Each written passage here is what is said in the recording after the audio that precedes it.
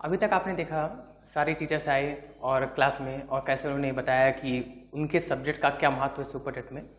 Super TET हम बार बार सुन रहे हैं। हम ये देखेंगे कि आखिर सुपर टेट का महत्व, सुपर टेट का इंपॉर्टेंस क्या है सुपर टेट। टीटी है या टीटी से ऊपर कुछ है या टीटी से नीचे कुछ है, कैसे एकेडमिक मेरिट बनती है, कैसे जुड़ते हैं नंबर। तो हम बात करते हैं सुपर टेट की। सबसे पहले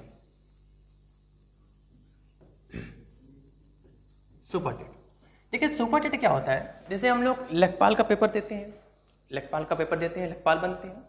एनटीपीसी चल रहा है, एनटीपीसी का पेपर देंगे, रेलवे में कोई ना कोई जॉब मिलेगी। ऐसे ही अलग अलग तरीके के पेपर होते हैं, हम देते हैं। तो ऐसे ही सुपर टेट जो है ये आपके जो बेसिक शिक्षा जो टीचर्स की भर्ती होती है जिसे बोलते हैं, उससे संबंधित जो पेपर होते हैं। यानी अगर आप सुपर टेट का पेपर देते हैं, ये फाइनल पेपर होता है और इसके बाद में आप जो है टीचर बनते हैं, चाहे वो प्राइमरी के हो या जूनियर के हो, बेसिक टीचर। तो हम बात करते हैं सुपर टेट की। सबसे पहले सुपर टेट का महत्व क्या है इंपॉर्टेंस। तो इसके लिए हम बता दें कि सबसे पहले कुछ थोड़ा सा पीछे चलते हैं। था क्या, पहले जब सुपर टेट नहीं था, हम सन नहीं बताएंगे, डेट नहीं बताएंगे कब से स्टार्ट हुआ, पर डायरेक्ट हम बात करते हैं। तो ये था क्या, इसके पहले सुपर टेट के पहले जैसे मान लीजिए प्राइमरी की जो भर्तियां होती थी, प्राइमरी जो टीचर्स होते थे इनकी भर्तियां जो होती थी वो होती कैसी थी। पहले आपने सुना होगा चलता था बीटीसी। ये बीटीसी में क्या होता था, जो जैसे मान लीजिए जिला वाइज होता था, डिस्ट्रिक्ट वाइज बीटीसी होती थी।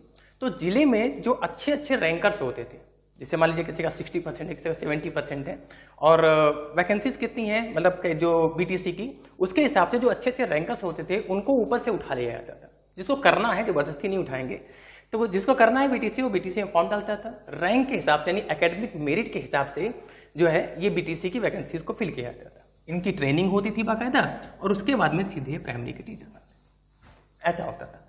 तो इसमें ये चीज हुई, प्रॉब्लम आ रही थी कि जो एकेडमिक सीधे सीधा पूरा इंपॉर्टेंस लेके बैठ जाता था। मान लीजिए कोई बात, भाई कई तरीके की चीजें होती हैं, परिस्थितियां होती हैं। मान लीजिए कोई अच्छा नंबर पहले नहीं पा रहा था, बाद में अच्छा, उसके इस समय जो है पढ़ाई बहुत अच्छी चल रही है, काफी अच्छे मतलब, तो इसीलिए कहने का मतलब है थोड़ा सा एकेडमिक की इंपॉर्टेंस को कम करने के लिए और फेयर कंपटीशन कराने के लिए सुपर टेट का कॉन्सेप्ट रखा गया। ठीक है, तो सुपर टेट का कॉन्सेप्ट रख दिया गया। तो ये समझ लीजिए जो एक तरीके से जो अभी हम सुपर टेट देख रहे हैं, यही कॉन्सेप्ट निकल के आया।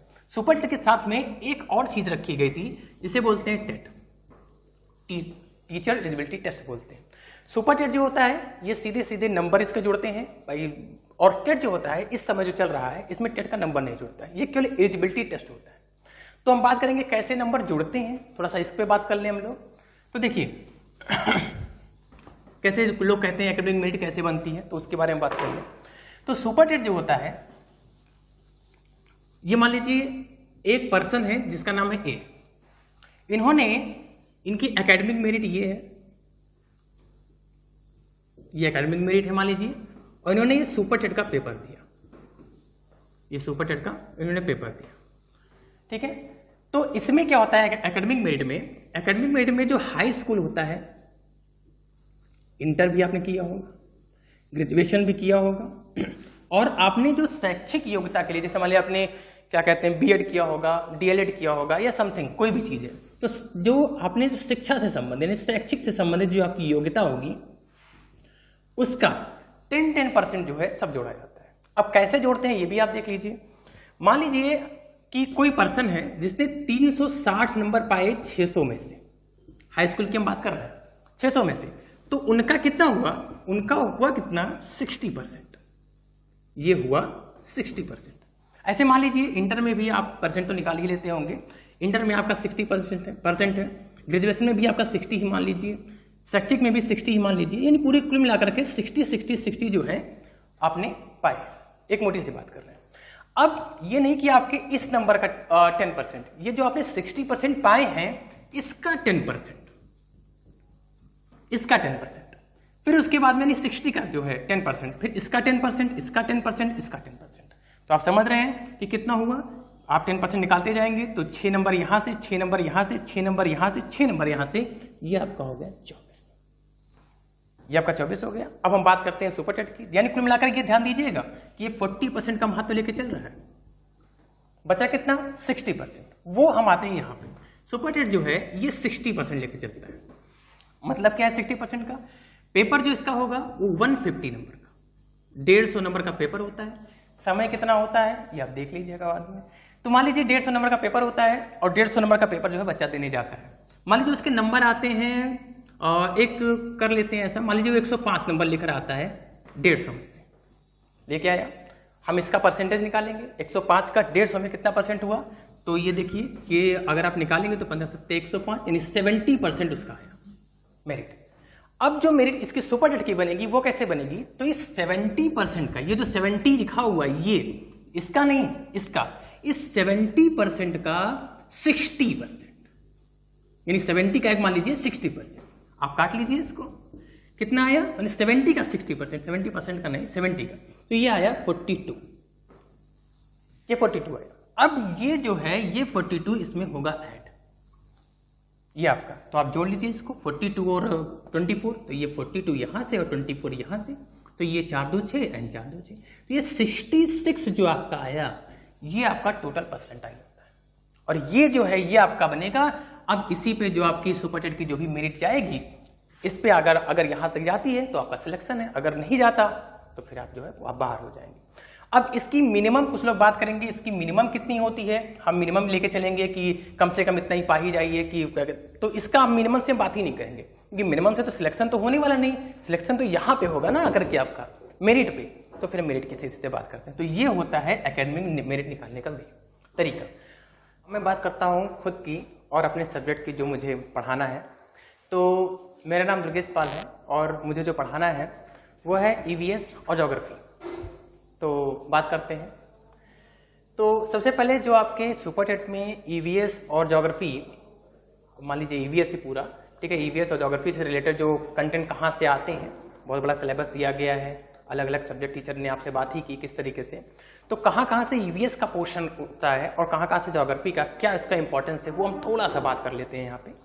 तो वो ये है जो आपका एक सेशन जो है पर्यावरण एवं सामाजिक अध्ययन, इसमें आपका पूरा का पूरा ईवीएस जो है आपको दिखाई पड़ेगा। हालांकि इसमें और चीजें हैं, इसमें इतिहास भी है और उसके बाद में आपका कैसे पॉलिटी क्या है और हर एक चीजें बातें उन पे बात होंगी, लेकिन जो हमारा है उस पर हम बात कर रहे हैं वो है पृथ्वी की संरचना। पृथ्वी कैसे बनी, कैसे पहले आग का गोला थी, सूर्य से कैसे अलग हुई, किस तरीके से ठंडी हुई, कैसे भागों में बटी, कितनी प्लेट्स जा रही हैं, कितनी कैसे मतलब क्या है कौन सी प्लेट, कैसे ओशनिक प्लेट है, कैसे वो लैंड वाली प्लेट है, या फिर अलग अलग चीजें। पृथ्वी की संरचना कैसे है, कैसे जियार्ड शेप में है कि गोल शेप में है, कुछ लोग कहते हैं नाशपाती में है, कुछ लोग कहते हैं कि संतरे के शेप में है, नारंगी के शेप में है, तो ऐसा। तो इस पे हम बात करेंगे पृथ्वी की संरचना पे। बात करते हैं नदियों की।